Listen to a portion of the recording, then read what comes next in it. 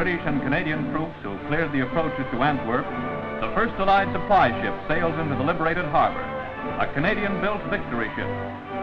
Admiral Ramsay, Royal Navy, a Dutch admiral, and representatives of the United Nations Army and Naval Staffs welcome the Fort Cataraqui on arrival. The skipper receives congratulations as his ship ties up preparatory to the unloading of vital supplies for the armies on the Western Front. Salt, tar, and foodstuffs comprise the first load.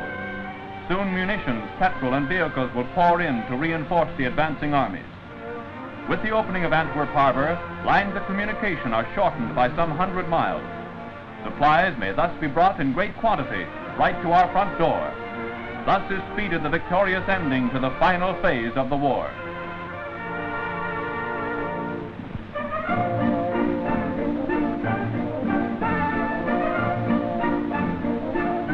In Breda, Holland, there is jive and joviality for the lads with a late pad. Every evening, the Breda Palais de Danse is open for business. The Poles and Canadians of the 1st Canadian Army waste no time in improving international relationships with the fair Hollanders.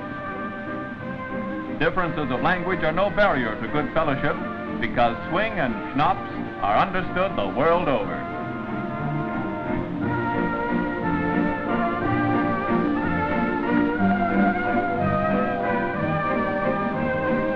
There are pretty hostesses and nobody to say, "Time, gentlemen, please," in the Breda night spot.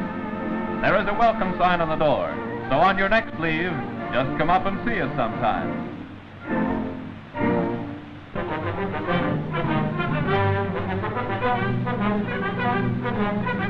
In the Low Countries, Royal Canadian Engineers construct giant Bailey bridges to carry the transport of our advancing army. Capable of supporting even the heaviest vehicles, the bridges replace those demolished by the enemy in his withdrawal to his own borders. A mighty engineering job, some 350 feet in length, the bridge is constructed in an incredibly short space of time.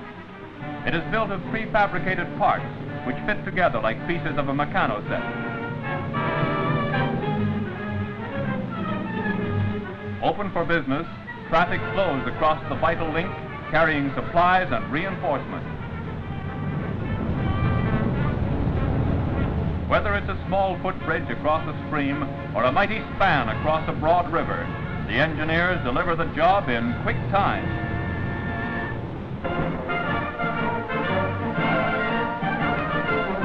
Gunner officers of the Royal Canadian Artillery go to school with the RAF to qualify as pilots. On completion of training, they will handle the airborne eyes of artillery, the flying O-pips. The ground training is much the same as elementary flying taught to regular Air Force pilots. Link trainers acquaint the embryo flyers with the controls. Morse Code is mastered in the code room.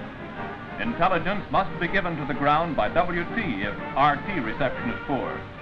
The flying OOs must, therefore, be able to pound brass and recognize visual signals.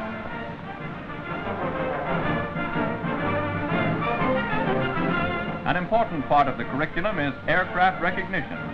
The Oster planes used as air spotters are unarmed. When enemy aircraft looms up, it's a case of ducking for home, but quickly. The life of the pilot depends on his quick eye and his ability to recognize enemy aircraft at a glance. When preliminary classroom work is finished, the gunner officers get down to the real business of flying. Having learned the theory of flight, navigation, and how to fly on the ground, they are all ready for a hop. Accompanied by an instructor on the maiden flights, all tricks of the flying trade are taught to willing pupils. Taking off on a dime, they roar up to spot a target. Fire correctings are given until direct hits are made. Meanwhile, details of terrain, targets of opportunity, and any intelligence which might be of use to our troops are radioed back to ground.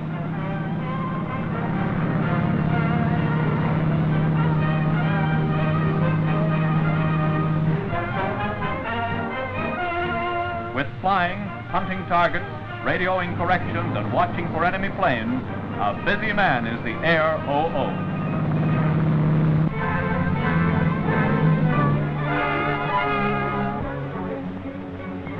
At Trail, BC, a giant smelter, typical of Canada's war industries, hits peak production.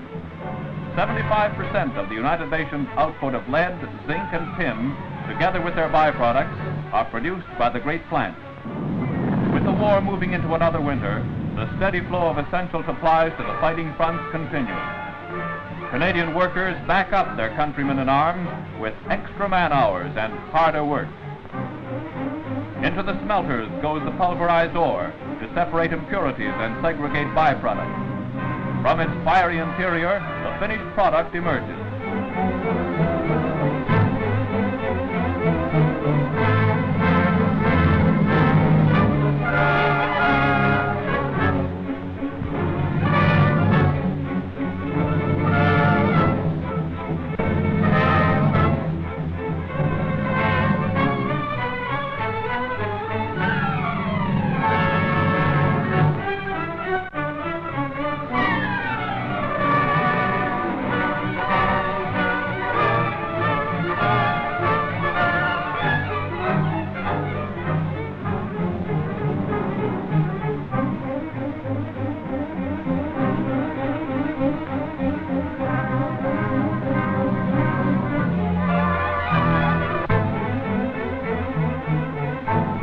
A system of electrolysis precipitates metals in huge baths.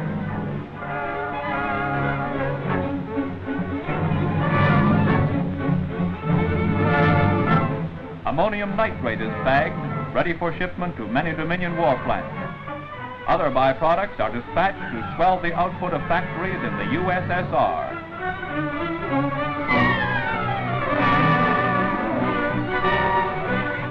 Essential metals move to factories where they are translated into weapons of war. In turn, these are shipped to operational supply ports.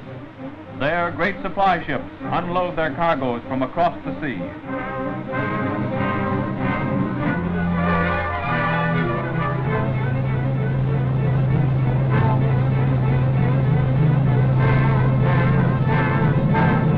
The huge supply dumps are replenished as quickly as they are used up by our advancing armies. Replenished by arms and equipment made in Canada by Canadian workmen for the use of the Allied armies as they drive into Germany for the knockout punch to the Hitler gang.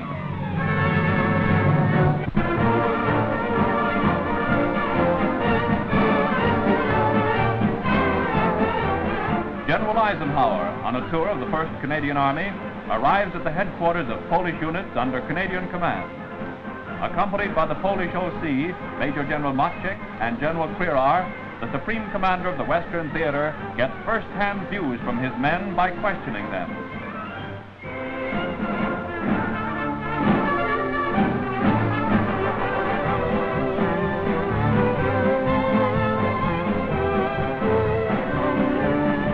The leader, under whose command so many varied nationalities are welded together into a mighty striking force, is a welcome visitor at a Canadian bridging company. In the scheduled time of 15 minutes, a Bailey Bridge is constructed across a Dutch canal. Like a proud father, the Canadian GOC demonstrates all the phases of Canadian Army activity to the chief. The infantry and armor of a division which gave such a good account of itself at Caen, the Valais Gap, and the drive to Antwerp are inspected in detail. The terrible weapons of offense, the flame-throwing carriers, give a fiery illustration of the way they carried the Albert Canal and other tough objectives. On the eve of the final great assault on strongholds of the Reich, General Eisenhower is confident of complete cooperation from the left of the line, the 1st Canadian Army.